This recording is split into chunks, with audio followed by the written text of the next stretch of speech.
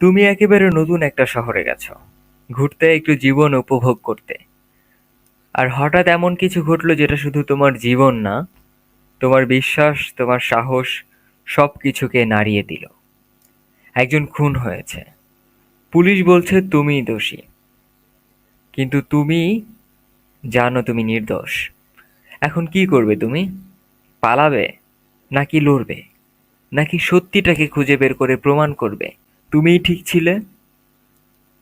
এভাবেই শুরু হয় আমাদের আজকের গল্প, ডিটেকটিভ চীনাটাউন।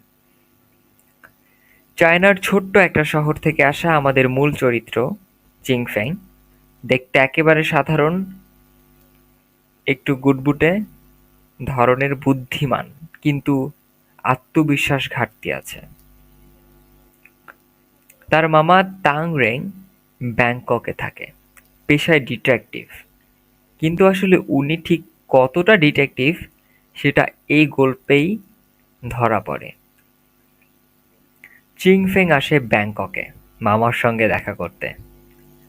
মনটা ভরে গেছে নতুন শহরের আলো, রাস্তায় টুকটাক ঘোরাঘুরি, খানাপিনা আর বড় হবার স্বপ্নে।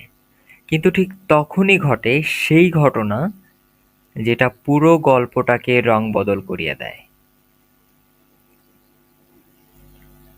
এক সকালে হোটেলের ঘর থেকে হঠাৎ করেই ভেসে আসে চিৎকার, একজন খুন হয়েছে।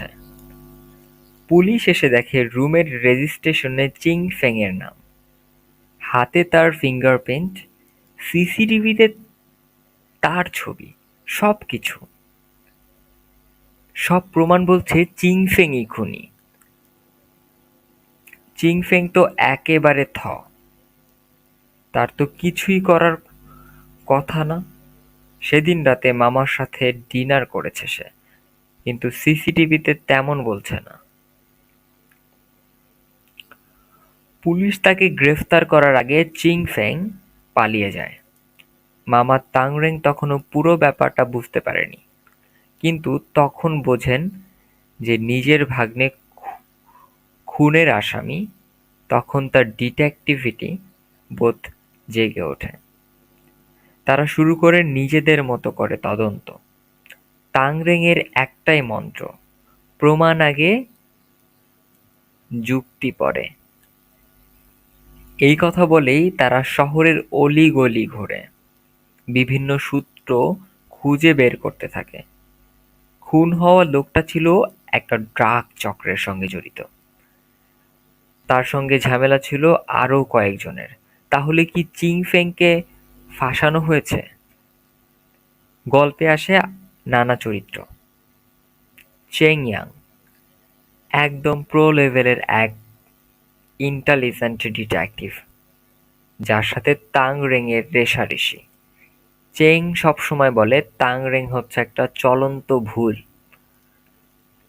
মাই একটা বারে কাজ করে, কিন্তু তার চোখ মুখে আছে কিছু গোপন কথা। তার কাছ থেকেই এক গুরুত্বপূর্ণ সূত্র পায় তারা। তাইলং মাফিয়া লিডার, যার নাম শুনলে শহরের লোকজন মুখ নিচু করে ফেলে, সেও যুক্ত এই খুনে। যখন ক্লাইম্যাক্সের দিকে মোড় নেয় গল্প, চিং ফেং ও তাং রেং ধীরে ধীরে খুঁজে বের করে আসল রহস্য। তাদের ছোট ছোট সূত্র পর্যবেক্ষণ, মজার ভুল, সব মিলে একটা বিশাল পাজল তারা মিলিয়ে ফেলে।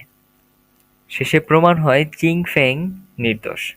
কিন্তু এটা করতে গিয়ে তারা দেখে এক বড় চক্র, যার জড়িত আছে অনেক নামী লোক। তাদের এই জয় ছিল শুধু একটা কেস জেতা না, এটা ছিল নিজের উপর বিশ্বাস ফেরত পাওয়ার গল্প। চিং ফেং বুঝে যায় যে সে কেবল মামার ছায়ায় থাকা ছেলে না, সে নিজেই একজন সত্যিকারের ডিটেকটিভ হতে পারে। এই ছিল ডিটেকটিভ চীনাটাউনের প্রথম এপিসোড। কিন্তু ভাই, আসল রহস্য তো এখনো পুরো খুলে নাই। যার যারা আছে পিছনের অন্ধকারে, তাদের মুখোশ এখনো পড়ে আছে, পরের এপিসোডে হবে আরো বড় ধামাকা। তাই চোখ রাখো সিনে এক্সপ্লেইনে।